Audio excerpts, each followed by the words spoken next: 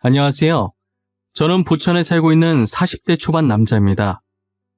저는 오늘 평생 가슴에만 묻어둔 채 어디에도 꺼내지 못했던 이야기를 익명의 힘을 빌려서 여기에 한번 풀어보려고 합니다.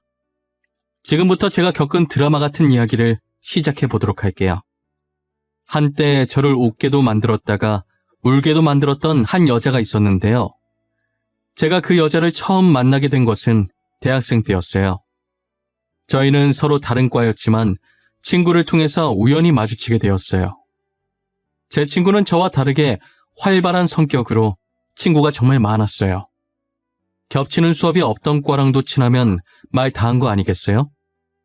친구가 어느 날 갑자기 저를 데리고 갈 곳이 있다고 하더라고요. 대현아, 내가 오늘 너랑 같이 갈 곳이 있어. 아마 너도 가면 엄청 좋아할 거야. 거기 가면 이쁜 여자들도 있다니까? 야, 여자한테 관심 없어. 도대체 어디 가는 건데? 나 낯가려서 분위기 어색하게 만들 것 같은데 그냥 너 혼자 가. 야, 그냥 인맥 넓힌다 생각하고 따라와. 친구 많이 사귀어 놓으면 좋지. 나중에 취업할 때 도움 될 수도 있다니까? 나 믿고 한 번만 가자. 어? 알겠어. 갈게. 갈 거니까 어디 가는지만 말해달라니까. 또 이상한 곳 가는 거 아니야? 그런 곳 갈 거면 나 차라리 집 갈래. 내가 언제 이상한 곳 데리고 갔다고 그러냐. 다 너를 위해서 간 거였지. 그래도 나 덕분에 학교 생활에 대해 좋은 정보 많이 얻고 갔잖아. 안 그래? 막무가내로 끌고 가는 친구와 실랑이를 하던 와중에 약속 장소에 도착했더라고요. 약속 장소는 저희 과 건물에서 꽤 많이 떨어져 있는 무용과 건물이었어요. 친구는 저를 보며 의미심장하게 웃더니 제 팔을 잡고 건물 안으로 들어가더라고요. 수업이 끝난 건지 몇 명만 강의실에 앉아 있었어요. 여자 4명과 남자 2명이 있었는데 그중에 제 친구와 잘 아는 것처럼 보이는 남자가 저희 쪽으로 손을 흔들면서 빨리 오라고 재촉하더라고요. 사태 파악이 다 되기도 전에 얼떨결에 저는 그들의 옆에 앉게 되었어요. 알고 보니 아까 저희에게 손 흔들었던 남자가 제 친구의 고등학교 친구였어요. 간간히 이렇게 모이긴 했었는데 늘 홀수여서 항상 짝이 모자랐다고 하더라고요. 그래서 친구가 짝을 맞추려고 저를 여기에 데리고 온 것이었어요. 저는 처음엔 그 자리에 아는 사람이 친구밖에 없어서 어색하고 숨이 턱턱 막혔어요. 하지만 계속 마주치다 보니 익숙해져서 그런지 자연스럽게 편해지게 되었죠. 저희는 항상 공강 시간이 겹치거나 모든 수업이 마치면 이렇게 8명이서 모여 놀았어요. 저는 원래 낯도 가리지만 말수가 워낙 없어서 있는 듯 없는 듯 조용하게 지냈어요. 그러다 그중에서도 제일 활발했던 여자 한 명이 제게 다가와서 말을 걸더라고요. 너는 원래 말이 없는 편인 거야? 아니면 아직도 우리가 어색한 거야? 우리 알고 보면 되게 재밌는 애들인데 편하게 생각하고 장난쳐도 돼. 아니야. 너네 안 어색해. 그리고 나 지금 되게 편한 건데? 내가 원래 말이 없는 편이라서 너네 놀고 있는 거 보는 것만으로도 재밌어. 보는 것만 하지 말고 같이 놀자. 너도 우리랑 놀다 보면 재밌어서 매일 만나자고 할걸? 너 나중에 분명 후회한다. 우리랑 진작에 이렇게 놀 걸 하면서 말이야.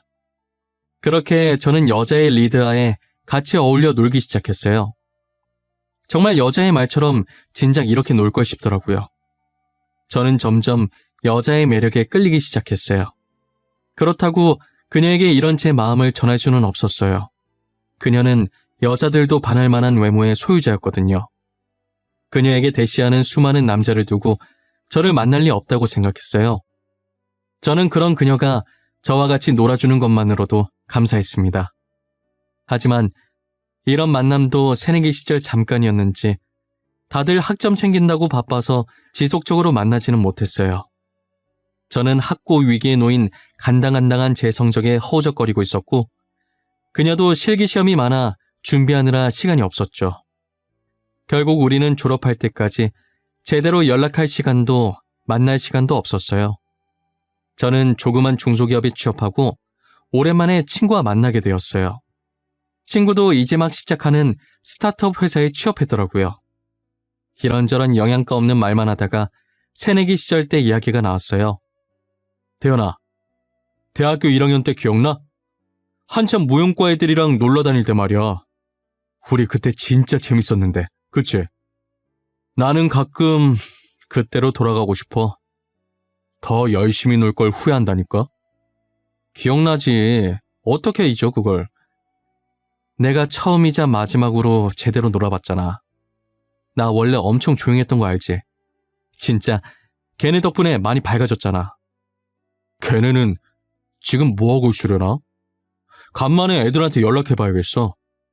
우리 다시 뭉쳐서 그간 쌓였던 스트레스 다 같이 풀어야지. 안 그래? 친구가 했던 말이 빈말이 아니었던지 조만간 만나기로 했다고 톡이 왔더라고요. 그렇게 몇 년 만에 만난 저희 8명은 새내기 시절로 돌아간 기분이었어요. 다시 만나게 된 그녀는 그때보다 훨씬 더 예뻐지고 성숙해졌더라고요. 여전히 밝고 눈부신 그녀를 보자 감회가 새로웠어요. 태연아, 이게 몇 년 만이야. 우리 진짜 오랜만이다. 그치? 그동안 잘 지냈어? 요즘 뭐하고 지내? 일 다니고 있어? 또... 지연아, 숨 넘어가겠어. 진정하고 하나씩 물어봐. 나는 남들이랑 똑같이 취업 준비하면서 치열하게 지냈어. 넌 어떻게 지냈어? 난 고생 좀 했지. 무용과 나와서 교수까지 하고 싶었는데 여자 마음 갈 때라잖아. 하도 마음이 왔다 갔다 하더니 지금은 필라테스 하고 있어. 너는 그래서 취업 준비 잘했어? 취직한 거야? 취직했지. 조그만 중소기업이긴 하지만 직원들이 다 좋아. 그래서 잘 다니고 있어. 원래 회사 사람들이 좋아야 오래 다닌다잖아. 첫 직장이긴 한데 진짜 오래 다닐 것 같아. 다행이다. 와, 근데 넌 진짜 변한 게 하나도 없다. 키는 조금 더 큰 것 같네. 그거 말곤 진짜 그대로야. 멀리서 봐도 너라는 거 한 번에 알겠더라니까. 너도 그대로야. 여전히 밝고 긍정적이고, 그리고 얼굴은 그때보다 더 이뻐졌네. 뭐야, 나 원래도 이뻤어. 너네가 나를 친구 이상으로 안 보니까 그런 거지. 이래봬도 학교 다닐 때 인기 많았단 말이야. 남학생들이 나 보려고 줄을 섰다니까. 난 아니었어. 지금 시간 많이 흘렀으니 하는 말이지만 난 너 친구 이상으로 봤었어. 눈치 못 챘던 건 너지. 아마 너한테 줄 선 남학생들 중 한 명이 나였을걸? 그녀는 과거에 제가 품고 있었던 마음을 처음으로 고백하니 한동안 아무 말도 못한 채 가만히 서서 눈만 꿈뻑거리더라고요. 저는 지금이라도 고백해서 마음이 조금 후련하다고 생각했어요. 지금은 그녀에게 아무 감정이 없으니 할 수 있는 말이었거든요. 하지만 그녀는 아니었나 봐요. 모임에서 헤어진 뒤 한동안 그녀와 톡으로 안부 인사만 오갔어요. 가끔 만나서 서로 상사욕도 해주면서 위로를 해주고 힘이 되어주기도 했고요. 그러다 대뜸 그녀가 제게 고백을 하더라고요. 나도 그때 너 좋아했어. 항상 말이 없던 네가 신경 쓰이고 그래서 먼저 말 걸고 장난쳤던 거야. 그래서 지금은 전혀 나한테 마음이 없는 거야? 다시 봤을 때 아무 느낌 안 들었어?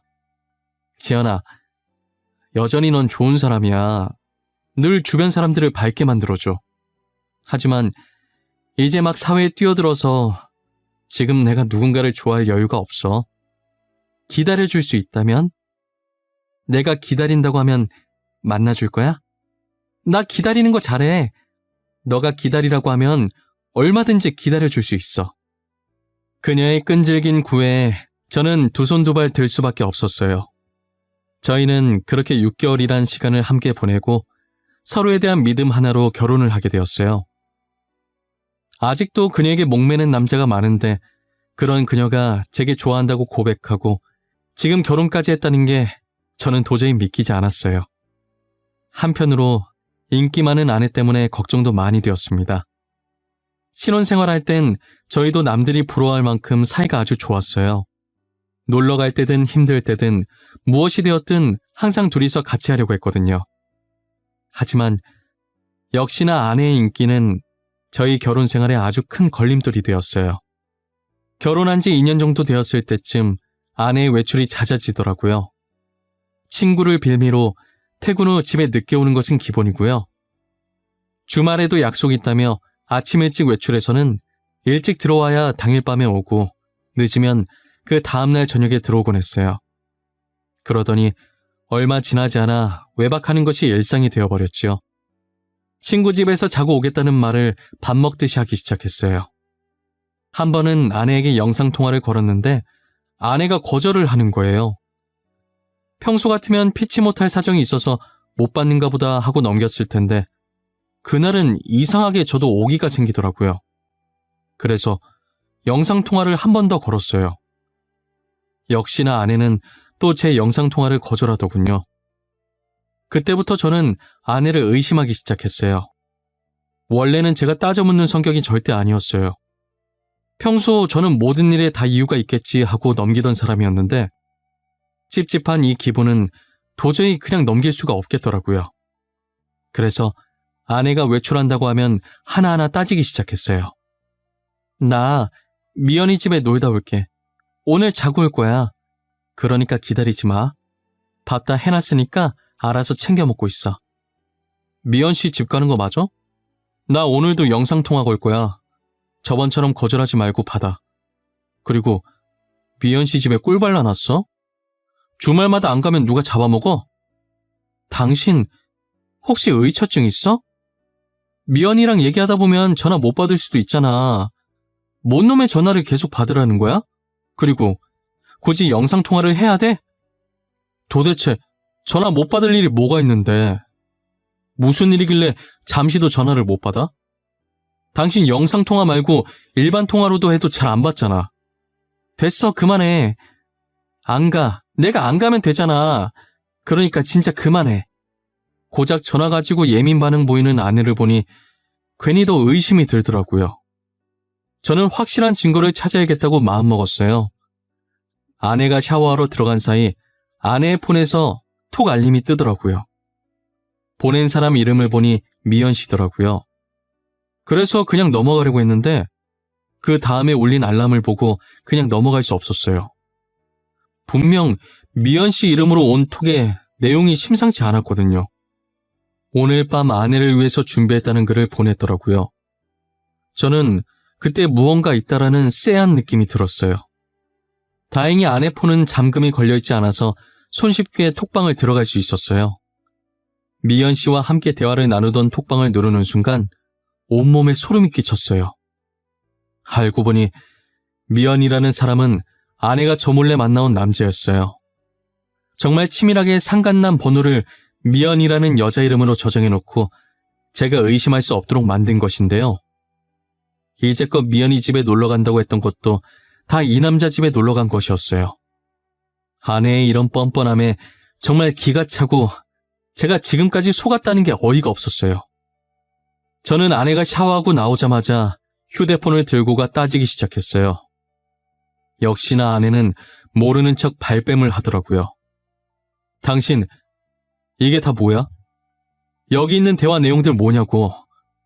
이때까지 미연 씨라고 했던 사람 남자였어? 당신 지금 제정신이야? 당신이야말로 지금 무슨 소리를 하고 있는 거야? 미연이가 남자냐니? 당연히 여자지. 당신이 생각하는 그런 거 아니야. 그리고 남의 폰을 왜 마음대로 보고 난리야? 내가 무슨 생각하는데? 찔리는 게 있으니까 내가 그런 쪽으로 의심한다고 생각하는 거 아니야? 그럼 여기에 있는 커플 사진들은 어떻게 해명할 건데? 서로 사랑한다고 하던 대화들은? 아내는 모른다고 시침이 떼더니 전에 나눴던 대화들과 커플 사진들을 언급하니 그제서야 무릎 꿇고 빌기 시작하더라고요. 처음엔 정말 화가 나고 정말 빈손으로 집에서 내쫓고 싶었어요. 하지만 사람이 살다 보면 실수할 수도 있다고 생각해서 넘어가 주기로 했어요.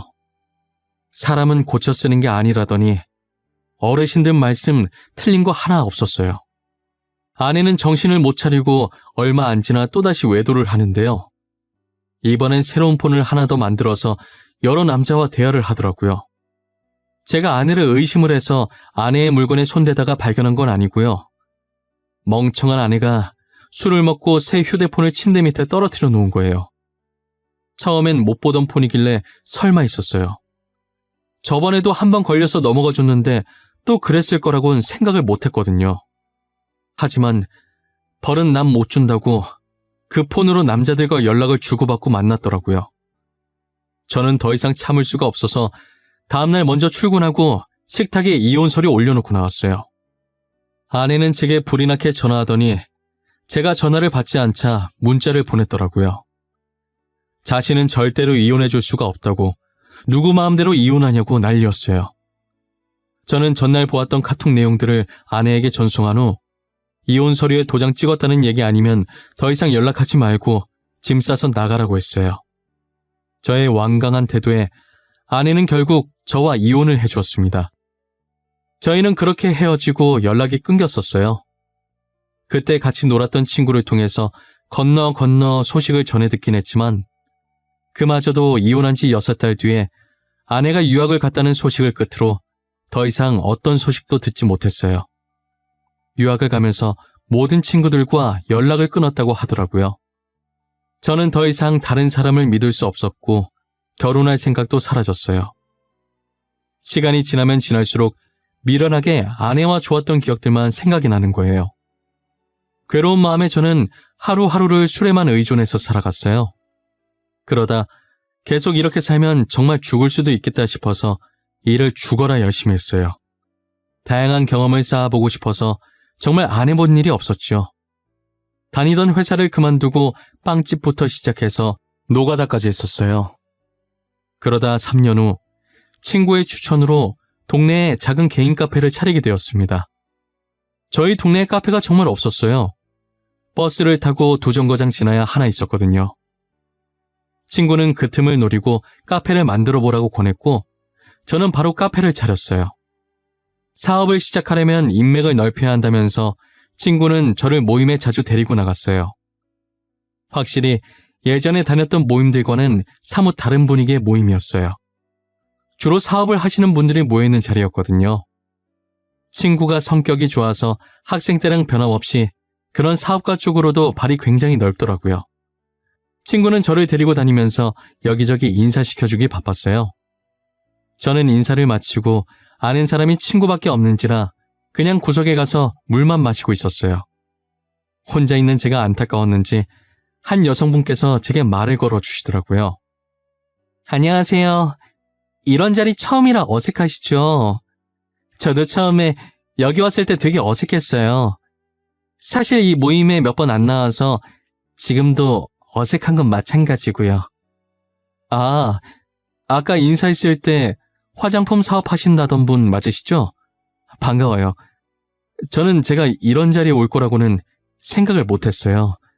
어떻게 행동해야 할지도 모르겠고요. 그냥 자연스럽게 사람들이랑 대화 나누시면 돼요. 지금 저희처럼요. 아무 영양가 없는 말이라도 섞다 보면 자연스럽게 친해지게 되어 있어요. 그리고 저는 심연지라고 합니다. 그녀는 제게 명함 하나를 내밀더니 싱긋 웃더라고요. 저는 그러다 문득 전 아내가 떠올랐어요. 제게 먼저 다가와 말 거는 모습과 싱긋 웃는 모습이 전 아내와 상당히 닮아 있더라고요. 하지만 이름과 전체적인 생김새가 전 아내와는 확연히 달랐죠. 그녀는 저와 말도 잘 통하고 성격도 너무 좋아 보였어요. 카페 하신다고 들었는데 하실만 하세요? 카페도 쉬운 건 아닐 텐데. 레시피도 다 외워야 하고 직접 커피도 내리셔야 하고. 그래도 막상 하면 재밌어서 즐겁게 하고 있어요. 손님들이 웃으면서 떠드는 모습 보면 저도 덩달아 기분 좋아지고요. 다행이네요. 즐겁게 일하는 거 쉽지 않잖아요. 그런데 대현 씨, 저는 아까 명함 드렸는데 대현 씨는 저한테 뭐 없어요? 전화번호라든가. 아, 죄송해요. 제가 떠드느라 받기만 했네요. 잠시만요. 혹시나 몰라서 명함 파놓은 게 있어서 들고 왔거든요. 저희는 사업에 대한 얘기를 하다가 자연스럽게 번호를 교환하게 되었어요. 그리고 사업을 핑계로 둘이서 자주 만났고요. 결국 저는 절대 열지 못할 것 같던 마음을 그녀에게 열어주었습니다. 저는 이혼했던 사실을 고백했지만 그녀는 아랑곳하지 않았어요. 저희는 그렇게 2년 정도 만나다가 결혼을 했어요. 지금 아내와 살다 보니 전 아내가 점점 더 생각나더라고요.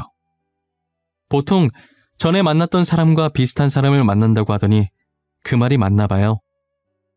그만큼 아내와 전 아내는 닮은 점이 많이 있었어요. 다른 점이 있다고 한다면 한결같이 저만 봐준다는 점이었죠. 그런데 제가 처음 결혼에 실패하고 하루하루를 술로 살아왔던지라 제 간에 문제가 생겼다는 걸 이제 와서 발견하게 되었어요. 의사는 당장 간 이식 수술이 필요하다고 하더라고요. 저는 아내에게 짐이 되기 싫어서 이 사실을 밝히지 않았습니다. 가족들에게만 조용히 말해서 간 검사를 받았어요. 하지만 저와 간이 맞는 사람이 단 한 명도 없었어요. 그러다 이 소식이 아내의 귀에까지 들어가게 된 것인데요. 간 기증자가 안 나오자 불안한 나머지 어머니께서 아내에게 말한 거예요. 아내는 왜 자신에게 말하지 않았냐고 저를 안고 펑펑 울더라고요. 당장 자기가 검사 받아보겠다고 하면서 집을 나가더라고요. 일주일 뒤 아내의 검사 결과가 나왔고 다행히 아내의 간이 적합하다는 판정이 났습니다. 아내는 제 손을 꼭 쥐고 연신 다행이라고 수술받을 수 있다며 울었어요. 아내의 도움으로 저는 간신히 간 이식 수술을 받을 수 있게 되었는데요. 수술 후 저는 회복 속도가 빨랐지만 반면 아내는 점점 더 상태가 안 좋아졌어요. 아내는 시름시름 마르면서 다 죽어가는 목소리로 제게 건강해져서 다행이라고 하더라고요. 그 모습을 보고 제가 얼마나 울었는지 모릅니다. 아직도 기억에 생생해요. 하지만 아내는 얼마 못 버티고 세상을 떠나고 말았어요. 사망 사유는 위암이었더라고요. 처음 아내가 위암이라는 것을 제가 수술하고 나서 회복하기 전에 어머니가 들었는데 아내는 너무 간곡히 부탁하는 바람에 제게 말을 못했다고 하더라고요. 아내는 본인이 얼마 못 살 거라는 것을 알고 제게 간을 주고 떠난 것이었어요. 그 사실을 알고 아내의 영정사진을 끌어안고 어린아이처럼 엉엉 소리내어 울었어요. 당장이라도 제게 달려와 울지 말라고 제 어깨를 토닥거리며 달래줄 것 같던 아내가 더 이상 이 세상에 없다는 게 정말 믿기지 않았어요. 아내의 유품을 정리하다가 침대에 엎드려 또다시 울기 시작했어요. 얼마나 울었을까. 울다 지친 저는 그대로 잠이 들어버렸어요. 꿈에서 아내는 저를 보며 활짝 웃고 있더라고요. 그러더니 액자를 잘 보라는 말과 함께 사라지더라고요. 잠에서 깬 저는 곧장 침대 옆 협탁에 있던 액자를 꺼내 들었고 액자에 끼워져 있던 편지 하나를 발견하게 되었습니다. 곧 자신이 죽을 것이라는 걸 예감하고 적은 아내의 마지막 편지였어요. 편지 내용엔 이 글을 볼 때쯤이면 자신은 이 세상에 없을 것이라며 그동안 제게 진 빚을 이렇게라도 갚고 떠날 수 있어서 다행이라고 적혀 있었어요. 저는 평소 아내와 사이가 좋았고 한 번도 다툰 적이 없었기 때문에 이 편지 내용이 이해가 안 갔었어요. 하지만 다음 문장을 읽고 바로 이해할 수 있었죠. 알고 보니 아내는 제 전 아내였습니다. 유학 갔다던 아내는 사실 그 기간 동안 성형을 하고 이름도 바꿨죠. 그리고 나서 다시 제 앞에 나타난 거예요. 수많은 남자들을 만났었지만 다들 자기를 어떻게 해보려는 속셈만 가득했고 껍데기만 좋아했지 자신을 진심으로 사랑해주지 않았다고 제가 늘 그리웠다고 하더라고요. 아내도 울면서 쓴 편지였는지 한 장 가득 미안함이 담긴 편지지 위로 중간중간 눈물이 한두 방울씩 떨어져 있었어요. 저는 그 편지를 보며 눈물이 멈추질 않았습니다. 그동안 아내를 정말 수도 없이 많이 원망하고 미워했지만 저 못지않게 마음고생 심했을 아내를 용서하기로 했어요. 아내가 잠든 곳을 찾아가 이제 편안하게 가라고 마지막 인사를 했어요. 저에게 있어서 여자는 아내가 처음이자 마지막 여자였어요. 지금은 몇 년째 연애도 하지 않고 홀로 카페를 운영하며 지내고 있습니다. 앞으로도 누구와 만나지 않고 이렇게 혼자서 아내모까지 잘 지내보려고 합니다. 제 사연은 여기까지예요. 들어주신 모든 분들께 감사합니다. 늘 행복하세요.